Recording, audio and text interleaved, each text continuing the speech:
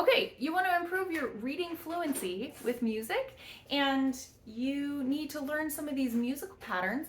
I talked already about scales going up and down. The next musical pattern I wanted to talk about are something that we call skipping or arpeggios. Arpeggios is a fancy Italian word that just means skipping. So this is kind of like the opposite of scales. Scales is notes that are right next to each other.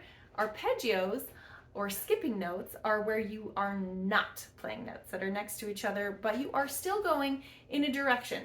So skipping up or skipping down. Arpeggios go from one note, they skip the note next to it and go to the next note. So in any case, so arpeggios are something that you can learn to recognize. Skipping notes, knowing that if a pitch, one pitch that you see is on a line and then the next one that you see is on another line, that's a skip.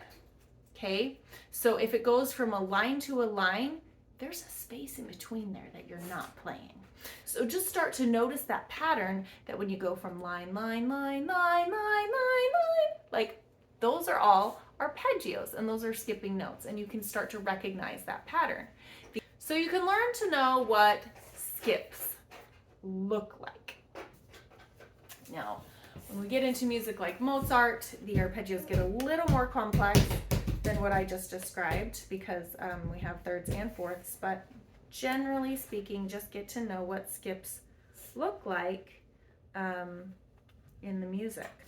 Right here, you see how that's a line and then a line and then a line, and they're going up like that? Okay, so arpeggios are skipping notes. So if you get familiar with that pattern, knowing that if it doesn't go line space, if it goes line, then you're skipping. I feel like I talked way too much for this one. There you go.